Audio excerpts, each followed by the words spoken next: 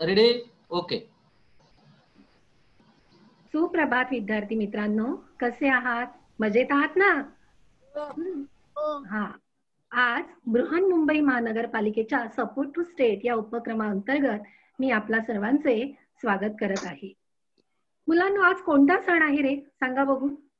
दहीहंडी. बरोबर. दहीहंडी. दरवर्षी आपण हा सण मोठ्या आनंदाने उत्साहाने साजरा करतो. पण आज मात्र आपल्याला हा सण घरातच साजरा करायचा आहे. कारण या करोनामुळे आपण ना बाहेर पडू शकत ना हा सण साजरा करू शकत आहे. पण जाऊ दे, आपण काय करायचंय, घरातच हा सण साजरा करायचा आहे. आता आपण जसा हा दहीहंडी सण साजरा करतो तसंच आपण आपल्या भारतामध्ये वेगवेगळे सण साजरे करत असतो. सांगता येतील का मला तुम्हाला काही नावं? सांगा बघू. दिवाळी. दिवाळी. छान छान. होळी. होळी. दिवाळी. रक्षाबंधन. आणि आपण वसीम आणि असदला शुभेच्छा दिली तो सण कोणता? बरोबर. हा, हे सगळे सण साजरे करत असतो. आता मी तुम्हाला काही चित्र दाखवते. त्या चित्रामध्ये तुम्हाला मी इथे काही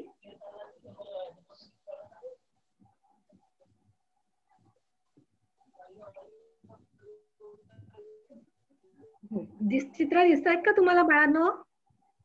नाही दिसत आहे मॅडम. नाही मॅडम. मॅडम नाही दिसत. नाही दिसत आहे मॅडम.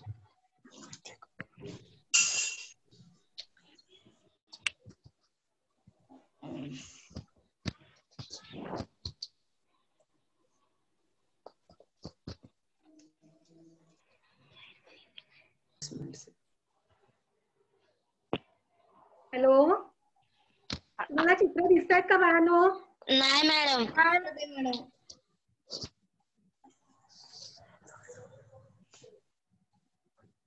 सर इथे सर.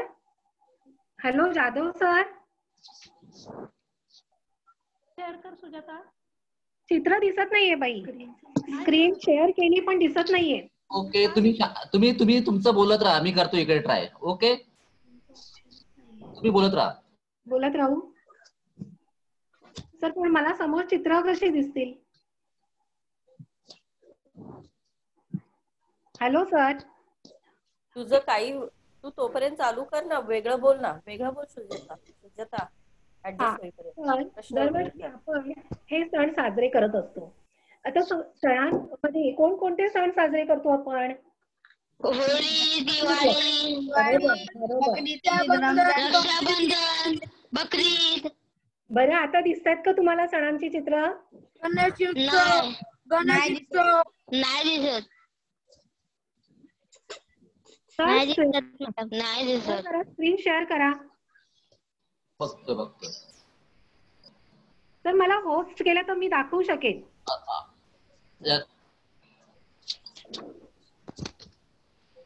हॅलो. हा बोला सर. रेखा मॅडम त्यांना होस्ट करा ना. केले त्यांना होस्ट सर. ओके. पण त्याच्यात शेअर स्क्रीन येतच नाहीये सर.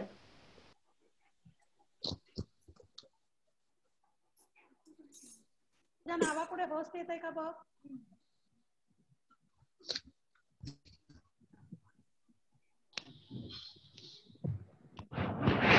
को होस्ट येत आहे मॅडम. हा, मग त्याला क्लिक कर. हो होस्ट आलं तरी होणार. तू दाखवू शकते म्हणजे तू नाही होत आहे. स्क्रीन शेअरच होत नाही. सरांकडे पाठवलेस का? हो सरांकडे पाठवलंय. इथे काय डॉक्युमेंट.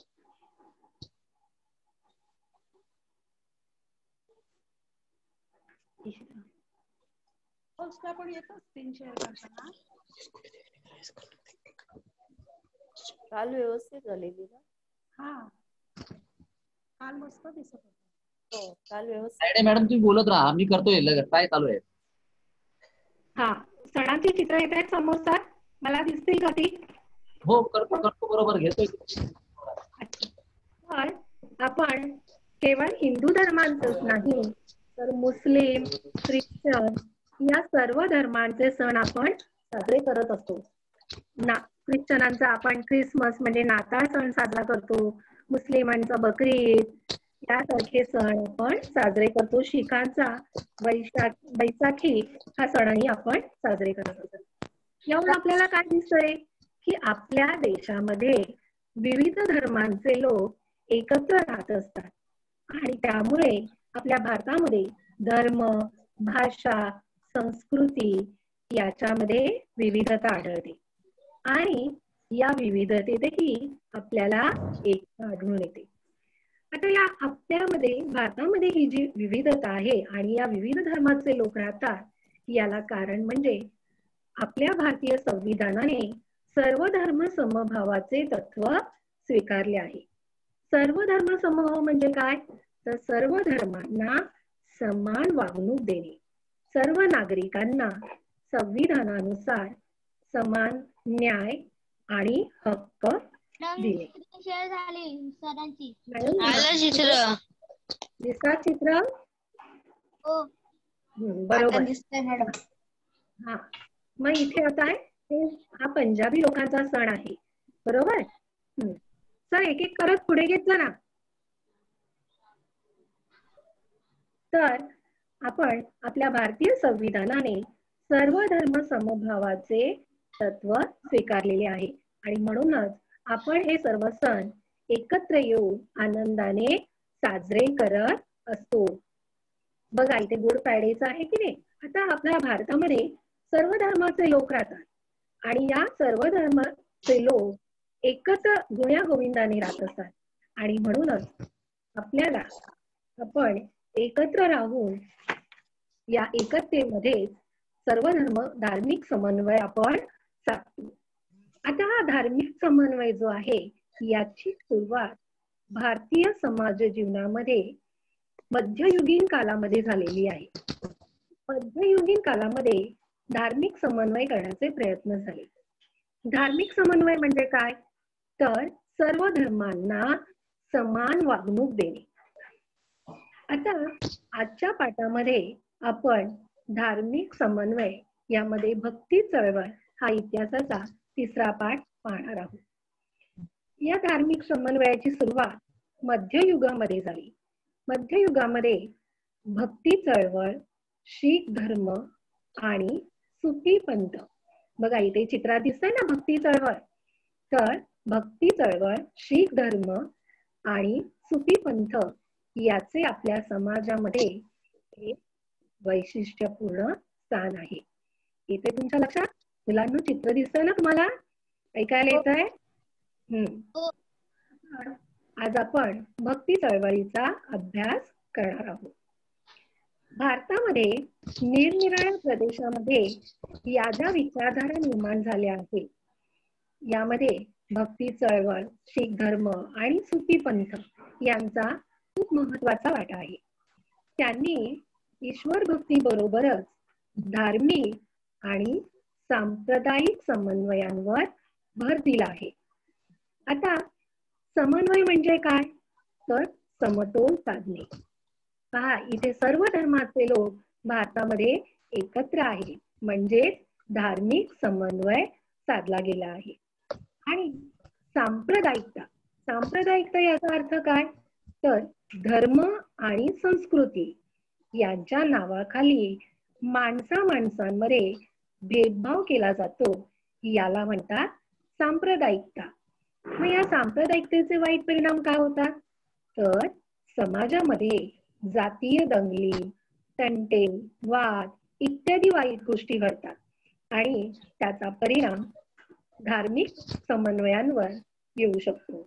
आणि म्हणूनच मध्ययुगीन काळामध्ये धार्मिक आणि सांप्रदायिक समन्वयांवर भर दिला.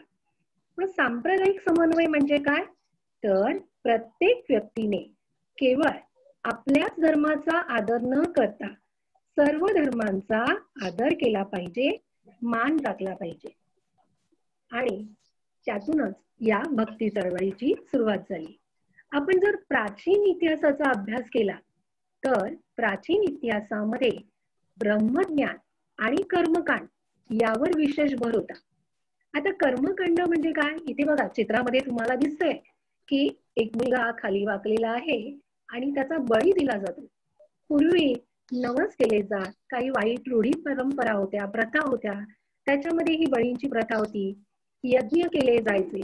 ते आज या ब्रह्मज्ञान किंवा ह्या कर्मकांड जे आहे याला मध्ययुगामध्ये मात्र विरोध करण्यात आला. आणि त्याचप्रमाणे प्राचीन काळामध्ये चातुर्वर्ण व्यवस्था होती. चातुर्वर्ण व्यवस्था म्हणजे काय? क्षत्रिय, ब्राह्मण, वैश्य आणि शूद्र.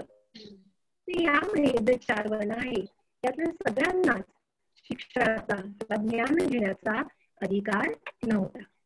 परंतु मध्ययुगामध्ये मात्र या सगळ्या गोष्टींना विरोध करण्यात आला. उदाहरणार्थ उपदेश करणारा, बघा इथे चित्रात दिसतोय तुम्हाला, पूजा करणारा किंवा जो अधिकारी आहे, तर असे कोणीही श्रेष्ठ नाही, असा भेद, कोणीही कनिष्ठ नाही, सर्व समान आहे. तर याला मध्ययुगामध्ये विरोध करण्यात आला. आणि मग त्यातूनच भारतामध्ये वेगवेगळ्या प्रदेशांमध्ये स्थानिक परिस्थितीनुसार भक्तिपंथांचे वेगवेगळे आविष्कार आपल्याला पाहायला मिळतात. आता इथे चित्रामध्ये तुम्हाला गर्दी दिसते. काय रे, कोणतं चित्र आहे तुम्हाला सांगता येईल? कोणतं चित्र आहे बघा जरा. मराठा आंदोलन आहे का? नाही नाही नाही, भक्ती चळवळी ते पंढरपूरच्या वारीचं चित्र आहे. आषाढी एकादशीला तुम्ही पाहत असाल दरवर्षी हजारोच्या संख्येने भाविक विठ्ठलाच्या दर्शनाला पंढरपूरला जात असतात. आता या वारकऱ्यांमध्ये जात, धर्म, गरीब, श्रीमंत असा कोणताही भेदभाव नसतो. सगळेजण एकत्र येऊन या वारकरीमध्ये सहभागी झालेले असतात आणि इथेच हा धार्मिक समन्वय साधला जातो. यामध्ये आणि या भक्ती चळवळीमध्ये या संतांनी प्रादेशिक भाषेवर भर दिलाय. याचं उत्तम उदाहरण म्हणजे संत ज्ञानेश्वर. तुम्हाला माहीतच आहे की आपला हिंदूंचा धर्मग्रंथ भगवद्गीता हा संस्कृत भाषेमध्ये आहे आणि ही संस्कृत भाषा सर्वसामान्यांना समजण्यास कठीण होती. आणि म्हणून ज्ञानेश्वरांनी या भगवद्गीतेचं मराठी भाषांतर केलं. त्यांनी ज्ञानेश्वरी या ग्रंथामध्ये या भगवद्गीतेचं मराठी भाषांतर केलं आणि त्यामुळे सर्वसामान्य लोकांना या भगवद्गीतेचे जे सार आहे ते समजू शकले आणि गीतेचा अर्थ कळला. तर अशा प्रकारे जसं महाराष्ट्रामध्ये हा वारकरी पंथ उदयाला आला, त्याचप्रमाणे कर्नाटकामध्ये सुद्धा लिंगायत हा पंथ उदयाला आला. तर महाराष्ट्रातील वारकरी पंथ आणि कर्नाटकामध्ये लिंगायत या दोन्ही पंथांनी प्रादेशिक भाषेचा वापर केला. महाराष्ट्रामध्ये संस्कृत ऐवजी मराठी भाषेचा वापर केला गेला, तर कर्नाटकामध्ये कन्नड भाषेचा वापर करण्यात आला. आणि अशा प्रकारे या भक्ती चळवळ ही सर्वसामान्य लोकांना अगदी जवळची वाटू लागली आणि त्यामुळे सगळेजण या भक्ती चळवळीत सामील झाले आणि धार्मिक समन्वयाचा समतोल साधला गेला. आता ही जी भक्ती चळवळ आहे याचा उगम दक्षिण भारतामध्ये झाला आहे. दक्षिण भारतामध्ये नायनार आणि अळवार या 2 भक्ती चळवळी उदयास आल्या. त्यातील नायनार हे शिवभक्त होते, तर अळवार हे विष्णू भक्त होते. त्यावेळी लोकांचा असा समज होता की शिव आणि विष्णू एकच आहे असे मानून त्यांच्यामध्ये समन्वय करण्याचे प्रयत्न झाले आणि त्याच्यातूनच हरिहर या स्वरूपातील मूर्ती म्हणजेच अर्धा भाग शंकर आणि विष्णू अर्धा भाग विष्णू अशा प्रकारे निर्माण करण्यात आली. आता ही जी भक्ती चळवळ आहे या भक्ती चळवळीत समाजातील सर्व स्तरांमधील लोक सहभागी झाले होते. या चळवळीमुळे लोकांना माणूस म्हणून जगण्याचे स्वातंत्र्य मिळाले. या भक्ती चळवळीने आपल्याला कोणकोणत्या मूल्यांची शिकवण दिली पहा. ईश्वर प्रेम, माणुसकी, भूतदया आणि करुणा. आता इथे चित्रामध्ये तुम्हाला दिसतंय ईश्वर प्रेम म्हणजे ईश्वरावर भक्ती करा. कोणत्याही फळाची अपेक्षा न करता ईश्वरावर प्रेम करा. भूतदया म्हणजे जे मुके प्राणी आहेत त्यांच्यावर दया करा. बघा, तुम्ही मुलांनो शाळा सुटली की रस्त्यामधून घरी जाताना एखादा कुत्रा दिसला किंवा गाढव दिसला तर तुम्ही त्याला उगाचच दगड मारता. हे करणं योग्य आहे का? नाही. म्हणजेच भूतदया म्हणजे काय? तर मुक्या प्राण्यांवर दया करा, त्यांना त्रास देऊ नका. आणि तिसरं मूल्य आहे माणुसकी. माणुसकी याचा अर्थ काय? तर माणसाची माणसाप्रमाणे वागा, त्याला मदत करा. उदाहरणार्थ बघा, जर आपल्याला रस्ता क्रॉस करताना एखादे आजोबा दिसले किंवा एखादी अंध व्यक्ती दिसली तर यांना आपण हात धरून रस्ता ओलांडण्यासाठी मदत केली पाहिजे. याला म्हणतात माणुसकी. आणि करुणा म्हणजे दया, प्रेम. सर्वांवर दया करा, प्रेम करा. तर अशा प्रकारे ईश्वर प्रेम, भूतदया, माणुसकी आणि करुणा या मूल्यांची शिकवण आपल्याला या भक्ती चळवळीने दिली आहे. आता या भक्ती चळवळीमध्ये कोणकोणते संत उदयास आले याचा आपण आता अभ्यास करणार आहोत. या भक्ती चळवळीचा पाया सर्वात आधी दक्षिण भारतामध्ये भक्कम केला गेला आणि तो म्हणजे रामानुज या संतांनी. चित्रामध्ये चित्र दिसतंय ना तुम्हाला बाळांनो? तर रामानुज यांनी दक्षिण भारतामध्ये भक्ती चळवळीचा पाया भक्कम केला. आणि त्यांची ही शिकवण हीच होती की ईश्वर हा सर्वांसाठी आहे. ईश्वर हा माणसांमध्ये भेदभाव करत नाही. आणि त्यांच्या या शिकवणीला त्यांच्या इतर आचार्यांनी त्यांना साथ दिली. रामानुजांच्या उपदेशाचा प्रभाव दक्षिण भारताप्रमाणे उत्तर भारतातही आपल्याला पडलेला दिसून येतो. उत्तर भारतामध्ये संत रामानंद यांना भक्ती चळवळीचे प्रवर्तक मानले जातात. संत रामानंद यांनी सुद्धा लोकांना भक्तीचा नवीन मार्ग सुचवला. रामानंदांनी ईश्वर एकच आहे यावर भर दिला. ते रामभक्त होते. जातीभेदाला त्यांनी विरोध केला. कोणतीही जात उच्च नाही किंवा कोणतीही नीच नाही, जातीभेदाला त्यांनी विरोध केला. सामाजिक समानतेवर त्यांचा अधिक भर होता. समाजामध्ये ज्या जुन्या रूढी आहेत, परंपरा आहेत किंवा अंधविश्वास आहेत, वाईट प्रथा आहेत, या सर्वांना संत रामानंद यांनी विरोध केला. समाजामध्ये समानता निर्माण करण्यासाठी त्यांनी प्रयत्न केले आणि त्यामुळे त्यांचा जो शिष्यगण होता, म्हणजे त्यांचे जे शिष्य होते, विद्यार्थी होते, ते सर्व जाती धर्माचे होते. त्यामध्ये कोणताही भेदभाव नव्हता. उत्तर भारतामध्ये जसं रामानंद यांनी भक्ती चळवळीचं कार्य पुढे नेलं तसंच संत कबीर यांचंही नाव घेतलं जातं. संत कबीर हे भारतातील महान कवींपैकी एक कवी होते. आपण संत कबीरांचे दोहे अभ्यासले आहेत, त्याचा अर्थ पाहिलेला आहे. आता इथे चित्रात पहा, त्यांचा एक सुरेख दोहा दिलेला आहे. ऐका हा. पोथी पडपड जगमुवा पंडित भयानक होय, ढाई आखर प्रेम का पडेसो पंडित होय. याचा अर्थ पोथी यानी धर्म ग्रंथ पढ़ने से कोई ही पंडित या ज्ञानी नहीं होता. पंडित तो वह होता है जो प्रेम का ढाई अक्षर पढ़ लेता है और उसे अपनी जीवन में उतार लेता है. म्हणजेच मोठमोठे ग्रंथ वाचून कोणीही ज्ञानी होत नसतो, तर ज्ञानी खरा जो आहे की ज्याला प्रेमाचा अर्थ कळलेला आहे. म्हणजे काय रे? बघा, आपण आपल्या आई वडिलांवर, घरातल्यांवर प्रेम करतो, परंतु समाजाच्या सगळ्या व्यक्तींवर किंवा निसर्गामध्ये, सृष्टीमध्ये जे सगळे घटक आहे यांच्यावरही आपण प्रेम केलं पाहिजे.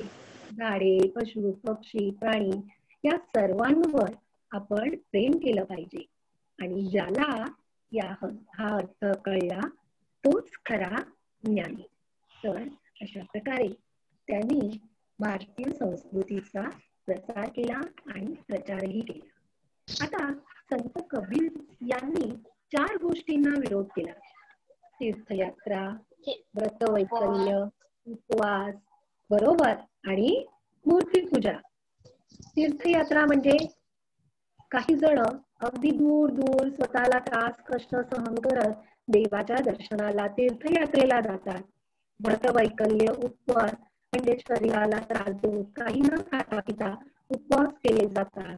मूर्तीची पूजा केली जाते. परंतु कबीरांचं म्हणणं होतं की तीर्थक्षेत्र, व्रते, मूर्तीपूजा याच्यापेक्षा आपण ईश्वराला शरण गेलं पाहिजे. ईश्वर शरणतेवर भर दिला पाहिजे. आणि सत्य ह्या ईश्वर आहे. त्यांनी सत्याला ईश्वर मानलं. सर्व मानव एक आहे. जातीभेद, पंथभेद, धर्मभेद आपण मानले नाही पाहिजे. आणि ईश्वर हा प्रत्येकाच्या हृदयात बसलेला आहे अशी त्यांची शिकवण होती. आता संत कबीर यांना हिंदू आणि मुस्लिम यांच्यामध्ये ऐक्य साधायचे होते.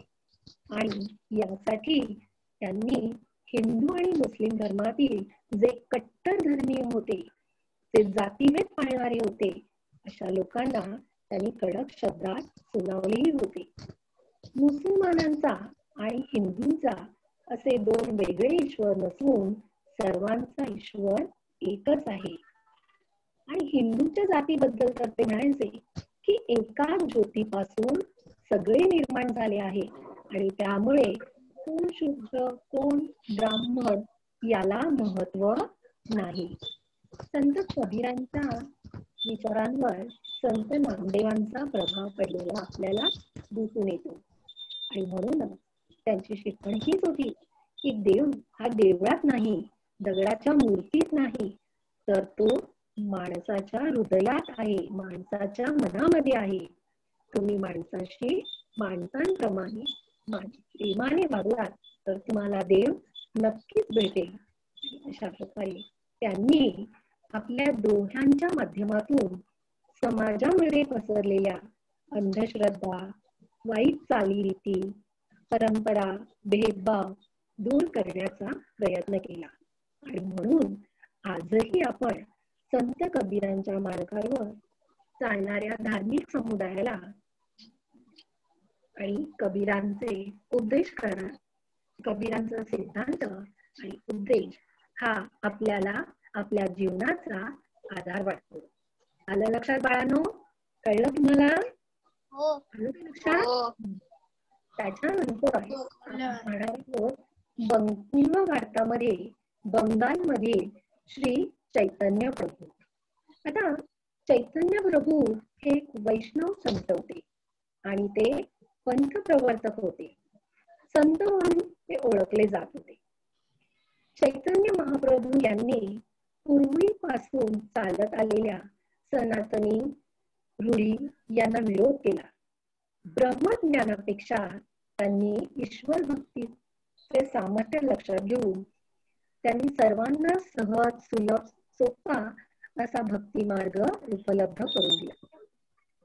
चैतन्य प्रभू यांनी श्रीकृष्णाला आपले उपास्य दैवत मानले आणि म्हणूनच शुद्ध, निर्मळ आणि पवित्र आचरणाने आणि अढळ श्रद्धेने त्यांनी बंगालमध्येच नव्हे तर ओरिसा, मथुरा, वाशी या ठिकाणी हरिनामाचे महात्म्य प्रस्थापित केले आहे.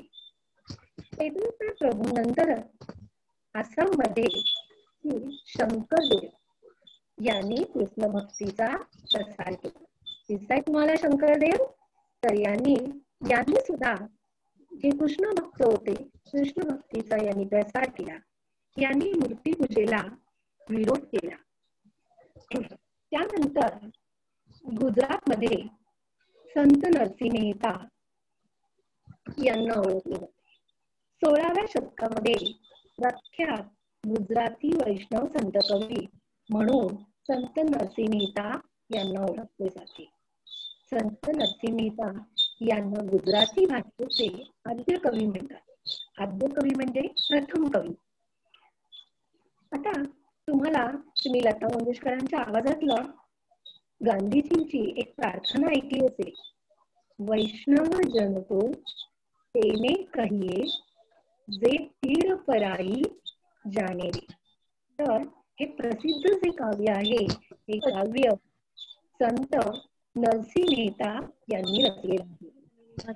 गुजराती भक्तियुगाचा आणि गुजराती साहित्याचा प्रारंभही त्यांच्यापासूनच झालेला आपल्याला दिसतो. संत नरसिंह मेहता यांनी सुरत संग्राम हे काव्य लिहिलेलं आहे. त्यांचं हे काव्य श्रीकृष्णांच्या लीलांवर आधारलेलं आहे. याच्यामध्ये श्रीकृष्णाच्या अनेक लीलांचं वर्णन केलेलं आहे.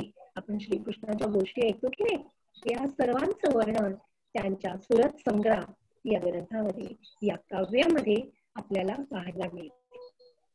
संत नरसिंह मेहता यांनी लौकिक सुखदुःखाचा आनंदाने स्वीकार करणारा आणि ईश्वराच्या चांगुलपणावर अढळ श्रद्धा असणारा म्हणून श्री संत नरसिंह मेहता यांना आपण ओळखतो.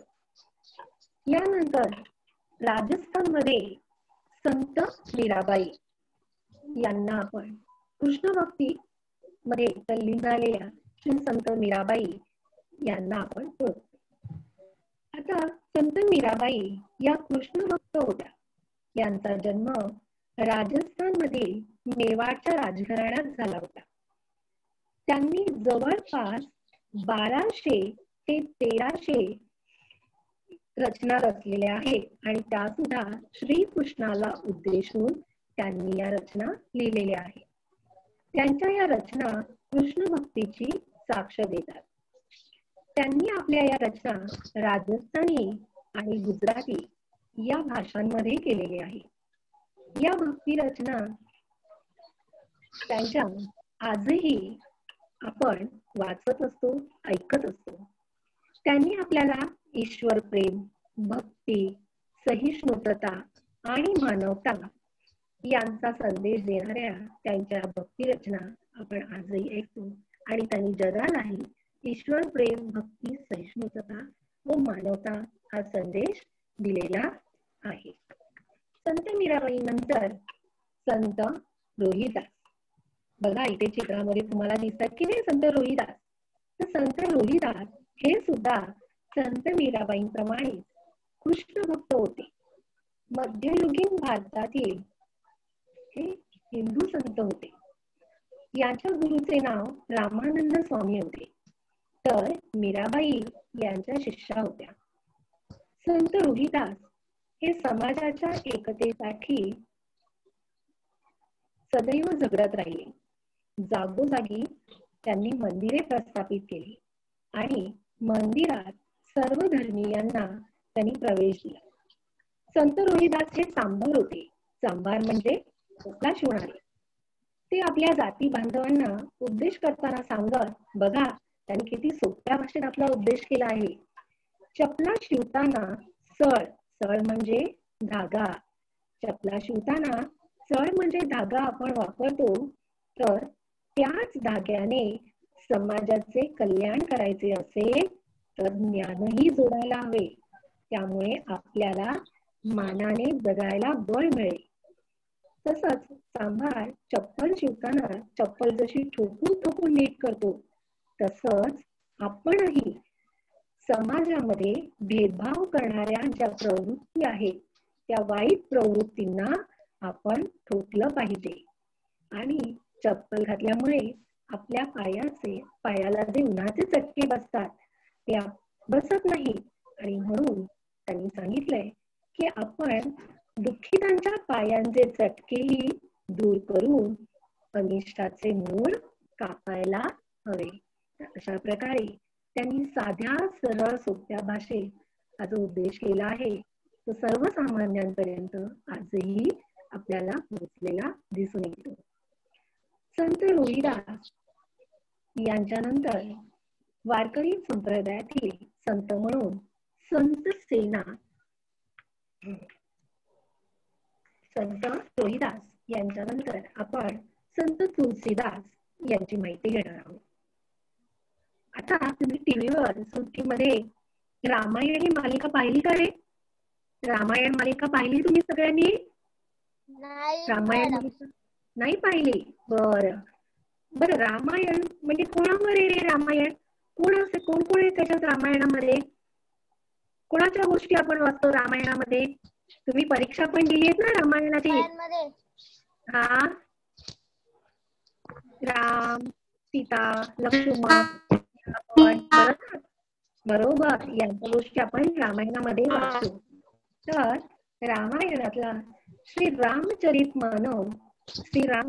मानस हा ग्रंथ संत तुलसीदास यांनी लिहिलेला आहे. या ग्रंथामध्ये त्यांनी रामभक्तीचा सुंदर आविष्कार लिहिलेला आपल्याला दिसून येतो. त्यांनी धार्मिक सांप्रदायिक मतभेद मिटवून समाजामध्ये आदर्श जीवनाचे ध्येय लोकांना पटवून दिले. आपल्या काव्याद्वारे त्यांनी लोकांसमोर मानवतावादी धर्म शिकवला. येतंय लक्षात बाळांनो तुम्हाला? त्यांनी कोणता ग्रंथ? संत तुलसीदास यांनी श्री रामचरित मानस.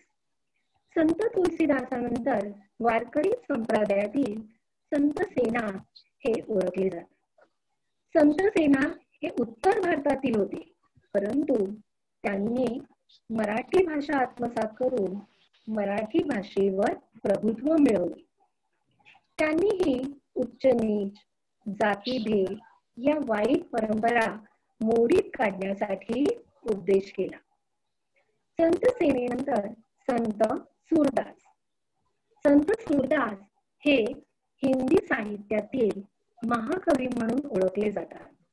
संत सूरदास हे अंध होते आणि त्यांच्या सूरसागर या ग्रंथासाठी ते प्रसिद्ध आहे. कृष्ण भक्ती हा त्यांच्या काव्याचा विषय होता. अंधत्व, निराधारता आणि निरक्षरत्व. बघा, अंधत्व म्हणजे ते अंध होते आणि निरक्षर म्हणजे त्यांना लिहिता वाचता येत नव्हते, परंतु तरी सुद्धा या सर्वांवर मात करून संत सूरदास यांनी सुरेख काव्यरचना केलेली आहे. संत सूरदासानंतर मुस्लिम संत रसा खान हे सुद्धा भक्ती चळवळीचे प्रवर्तक मानले जातात. संत रसा खान हे मुस्लिम होते, परंतु मुस्लिम असूनही त्यांनी कृष्ण भक्तीवर अतिशय सुरेख अशी काव्यरचना केलेली आहे. आलं बाळा तुमच्या लक्षात? तर हे सगळे वारकरी पंथातील संत होते. यांनी या भक्ती चळवळीद्वारे समाजामध्ये वाईट परंपरा, अंधश्रद्धा, रूढी यांना विरोध केला आणि धार्मिक समन्वय साधण्याचा प्रयत्न केला. ज्याप्रमाणे उत्तरेमध्ये आणि दक्षिण भारतामध्ये या भक्ती चळवळीचा पाया घातला गेला, त्याच्यामध्ये जसं वारकरी पंथाबरोबरच लिंगायत पंथ हाही श्रेष्ठ मानला जातो. या लिंगायत धारेचा जो प्रसार केलेला आहे तो संत श्री बसवेश्वर यांनी. संत श्री बसवेश्वर यांनी कर्नाटकामध्ये लिंगायत विचारधारेचा प्रसार केला. यांनी जातीभेदाला विरोध केला. तसंच कर्मकांड करू नका, स्वतःची स्तुती करू नका अशी सहज साधी सोपी शिकवण त्यांनी समाजाला दिली. त्यांचा फार मोठा परिणाम समाजावर झालेला आपल्याला दिसून येतो. संत बसवेश्वर यांनी श्रमाला महत्व दिले आहे. काय कवे कैलास हे त्यांचे प्रसिद्ध वचन आहे. यामध्ये श्रम हाच कैलास, काय कवे कैलास याचा अर्थ काय? श्रम हाच कैलास. कैलास म्हणजे स्वर्ग. जर तुम्ही कष्ट केले, काम केलं तर तुम्हाला स्वर्ग मिळेल, म्हणजे सुख मिळेल, त्याचं चांगलं फळ मिळेल. आणि कोणतंही काम हे कमी प्रतीचं नाही, कोणत्याही कामाचा दर्जा कमी नाही. सर्व आपण वेळ पडल्यास कोणतीही कामं केली पाहिजे, ही शिकवण त्यांनी लोकांना दिली. श्रमप्रतिष्ठेचं महत्व त्यांनी लोकांना सांगितलं. त्यांनी लोकांना काय उपदेश केला? वाचन साहित्य वाचा, ज्ञानी व्हा, नैतिक बना, स्वतःमध्ये बदल करा आणि स्वतःमध्ये जे वाईट दोष आहेत ते दूर करण्याचा प्रयत्न करा. कर्मकांड करू नका, स्वतःची स्तुती करू नका. अशी सहज, साधी, सोपी शिकवण त्यांनी समाजाला दिली. आता संत बसवेश्वर यांनी आपल्या चळवळीमध्ये पुरुषांबरोबर स्त्रियांनाही सहभागी करून घेतलं होतं. त्यांच्या अनुभव मंडप या सभागृहामध्ये होणाऱ्या धर्मचर्चेत सर्व जाती धर्माचे स्त्री पुरुष सहभागी होऊ लागले. अनुभव मंडप म्हणजे काय? जसं आता संस्थेचं अधिवेशन होतं, या संस्थेमध्ये सगळे मंत्री एकत्र येऊन चर्चा करतात. तर तसंच श्री बसवेश्वर यांच्या काळामध्ये अनुभव मंडप या सभागृहामध्ये अशा चर्चा केल्या जात असत आणि त्यावेळेला स्त्री पुरुष सर्व जाती धर्मातील स्त्री पुरुष त्यामध्ये सहभागी होत असत. आणि श्री बसवेश्वर यांनी आपला जो उपदेश केलेला आहे तो प्रादेशिक भाषा म्हणजेच कन्नड या प्रादेशिक भाषेमध्ये केलेला आहे आणि त्यामुळेच त्यांची ही शिकवण सर्वसामान्यांपर्यंत पोहोचू शकली. श्री बसवेश्वरांचे काही अनुयायी होते. यांनी मराठी भाषेतही काही रचना केलेल्या आहेत. त्यापैकी मन्मथ स्वामी यांनी परम रहस्य हा ग्रंथ लिहिलेला आहे. बघा, त्यांनी हा मराठीत लिहिलेला आहे. त्याच्यानंतर श्री पंप, संत पुरंदरदास इत्यादी थोर संत याच काळामध्ये कर्नाटकात होऊन गेले आणि यांनी या लिंगायत चळवळीचा पहिला भक्कम केला. या सर्वांनी आपला जो उपदेश केलेला आहे तो कन्नड भाषेतून केलेला आहे आणि त्यांची अनेक काव्यरचना, भक्ती कवने त्यांनी या कन्नड भाषेतून रचलेली आहे. तुमच्या लक्षात आलं? आपण भक्ती याच्यामध्ये वारकरी पंथ आणि लिंगायत पंथ या दोन चळवळींचा अभ्यास केला. वारकरी पंथामध्ये संत कबीर, संत तुलसीदास, संत मीराबाई, संत रामानंद, संत रामानुज यांनी भक्ती चळवळीचा पाया भक्कम केला, लोकांना उपदेश केला आणि धार्मिक समन्वय साधण्याचा प्रयत्न केला. तर लिंगायत पंथामध्ये श्री बसवेश्वर, मन्मथ स्वामी, पंप संत, पुरंदरदास यासारख्या अनेक सर्व संतांनी लोकांमध्ये धार्मिक समन्वय कसा साधता येईल याचा प्रयत्न केला आणि त्या दृष्टीने त्यांनी लोकांना उपदेश केला. मुलांनो, संतांनी हा जो संदेश सांगितलेला आहे हा भक्ती मार्ग सर्वसामान्यांना आचरणात आणणं सोपा होता, कारण एक तो प्रादेशिक भाषेमधून केला होता आणि त्यामुळे तो सर्वांना कळणे, समजणे सोपे जात होते आणि त्यामुळे समाजामध्ये सर्व स्त्री पुरुष, सर्व जाती धर्मातील लोक या चळवळीमध्ये सहभागी झाले होते. त्यांना या चळवळीत प्रवेश होता. या संतांनी आपले विचार लोकभाषेतून मांडल्यामुळे सर्वसामान्य लोकांपर्यंत हे विचार पोहोचले आणि सर्वसामान्यांना हे विचार अधिक जवळचे वाटू लागले. आता आपण मगाशी अनेक संतांची आपण नावं घेतली. आपण पुन्हा एकदा त्याची उजळणी करू की आपण आज कोणकोणत्या संतांचा अभ्यास केला. संत रामानंद, संत रामानुज, संत शंकरदेव, संत कबीर, संत सेना, संत रोहिदास, संत सूरदास, संत रसाखान, नंतर संत तुलसीदास या संतांचा आपण अभ्यास केला.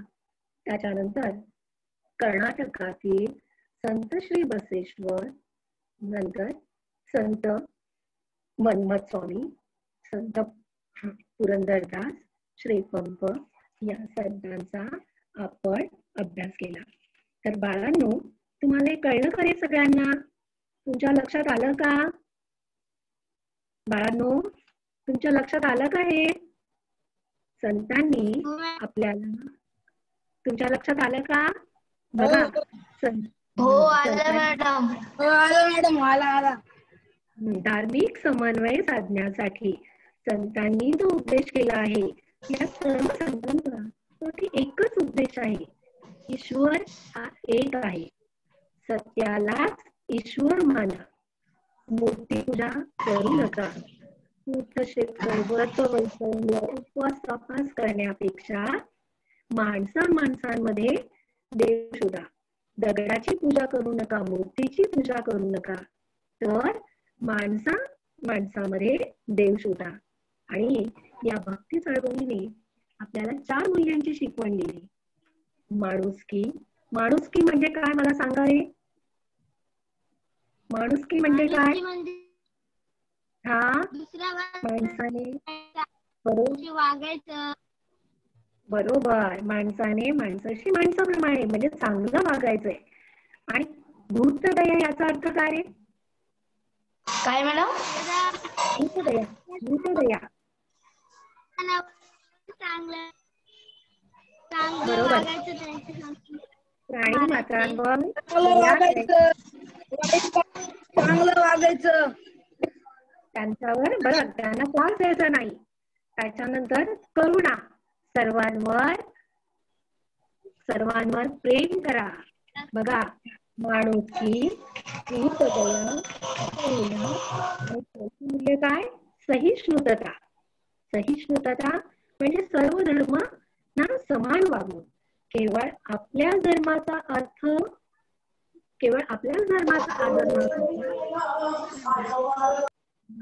आदर केला पाहिजे. आलं तुमच्या लक्षात? मग या संतांची शिकवण आपण केवळ अभ्यासाची नाहीये, तर ती आपण आचरणात आणायची आहे. आपण शाळेमध्ये एकत्र शिकतो. विविध धर्माचे, जातीचे मित्रमैत्रिणी आपल्या वर्गामध्ये असतात. आपण सगळ्यांनी एकत्र राहिले पाहिजे, एकमेकांशी मिळून मिसळून राहिलं पाहिजे आणि आपले सण उत्सव आपण साजरे केले पाहिजे. प्रत्येकाला आपल्या सणांची, उत्सवांची शुभेच्छा दिल्या पाहिजे. तरच हा धार्मिक समन्वय राखला जाईल. मुख्यत्वे करून केवळ आपलाच धर्म नाही, तर दुसऱ्याच्या धर्माचाही आपण आदर केला पाहिजे. आणि हे जर झालं तर आपल्या समाजामध्ये धार्मिक समन्वय साधला जाईल आणि या धार्मिक समन्वयामुळे सामाजिक समतोलही साधला जाईल. आलं लक्षात बाळांनो? आता बघा, मी तुम्हाला काही प्रश्न विचारते, मला त्याची उत्तरं सांगायची. भक्ती चळवळीचा उगम कोठे झाला? मॅडम मी सांगू? हा सांग. भक्ती चळवळीचा उगम भारतात झाला. भारतात पण कोणत्या ठिकाणी? बरोबर, भारतात झाला, परंतु कोणत्या भागात? उत्तर भागात, दक्षिण भागात, कोणत्या भागात झाला?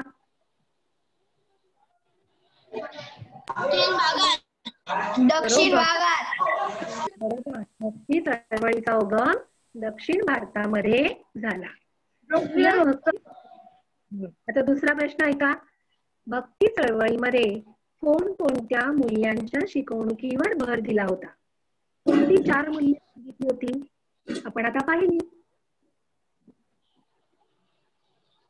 कोणती 4 मूल्य राहिली होती सांगा? आपण पाहिली. माणुसकी मॅडम. ईश्वर प्रेम, दया, करुणा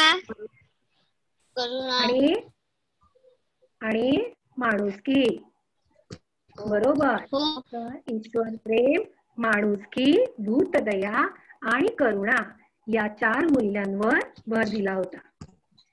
कृष्ण भक्तीचं महत्व नाही का? आता कृष्ण भक्तीचं महत्व कोणत्या संतांनी सांगितलं आहे? चैतन्य महाप्रभूंनी सांगितलं आहे. चैतन्य महाप्रभू. आणखी संत मीराबाई, संत श्री नरसिंह मेहता, श्री देव संतांनी कृष्ण भक्तीचं महत्व सांगितलं आहे. संत कबीर बघा, आपण त्यांचे दोहे अभ्यास की नाही, तर संत कबीर यांनी आपल्याला कोणती शिकवण दिली आहे? त्यांनी काय सांगितलंय आपल्याला? संत कबीर यांनी नाही, संत कबीर त्यांनी आपल्याला काय सांगितलंय? सत्य हा काय आहे? कशाला ईश्वर मानलंय त्यांनी? बरोबर, कशाला ईश्वर मानलंय? बरोबर, सत्याला ईश्वर मानलंय.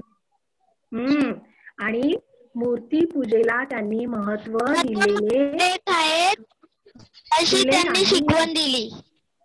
बरोबर, मूर्ती पूजेला त्यांनी महत्व दिले नाही. सत्य हाच ईश्वर आहे, सर्व मानव एक आहे, ही शिकवण त्यांनी दिली आहे.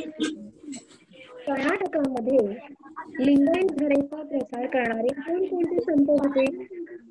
कर्नाटकामध्ये ऐका प्रश्न.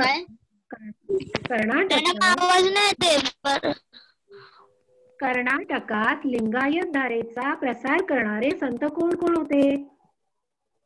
सांगा. संत श्री बसवेश्वर. बरोबर.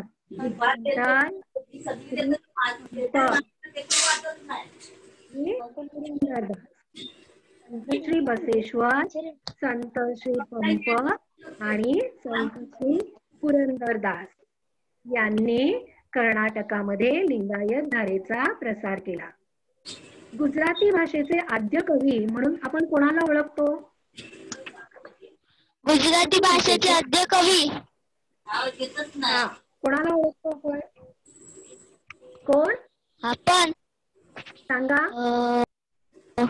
गुजराती भाषेचे आद्य कवी म्हणून आपण कोणाला ओळखतो? संत, आपण पाहिला ना, संत नरसिंह मेहता. कोण? संत नरसिंह मेहता. छान, बरोबर. आता मुलांनो, तुम्हाला इथे काही प्रश्न दिसतात का? हे प्रश्न लिहायचे आणि याची उत्तरं घरी लिहून आपल्याला उद्या मला तुम्ही दाखवायची आहे. तर झाली वेळ?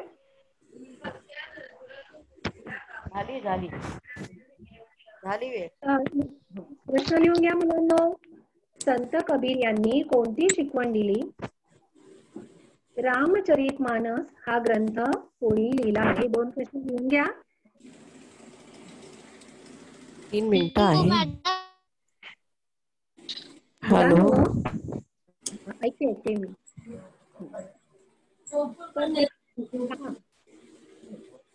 तुम्हाला धडा कळला का? धडा कळला? संतांनी आपल्याला जी शिकवण, बरोबर, मग आपण हे आपल्या आचरणात आणायचं आहे. केवळ आपण त्याचा अभ्यासच करायचा नाहीये. पुस्तकातला धडा म्हणून आपण त्याचा अभ्यास न करता या सगळ्या गोष्टी आपण आपल्या वागणुकीमधून दिसल्या पाहिजे, आपण आपल्या आचरणात आणल्या पाहिजे. बरोबर की नाही? आपण समाजामध्ये या वाईट रूढी, परंपरा, प्रथा आहेत, याला आपण विरोध केला पाहिजे. आपल्या काही अंधश्रद्धा असतात. आपण आता भूगोल शिकतो, इतिहास शिकतो, आता ग्रहणावरण सुद्धा आपण, आपल्याकडे अनेक अंधश्रद्धा आहेत. मग या अंधश्रद्धा दूर करण्याचा आपण प्रयत्न केला पाहिजे. म्हणजे आपल्याला धार्मिक समन्वय साधता येतो. आलं लक्षात? आलं लक्षात तुमच्या? प्रश्न लिहून घेतले सगळ्यांनी? हो, आलं मॅडम. आता हा धडा आधी वाचा. यामध्ये आपण जे संत शिकलो, त्या संतांची नावं लिहून काढा. त्यांनी आपल्याला काय उपदेश केला आहे ते लिहून काढायचं आहे. झालं लिहून? उद्या किती वाजता यायचे? उद्या आपण याच वेळेला पुन्हा भेटायचं आहे. उद्या आपला इतिहासाचा याचा पुढचा राहिलेला भाग आपण घेणार आहोत. किती वाजता?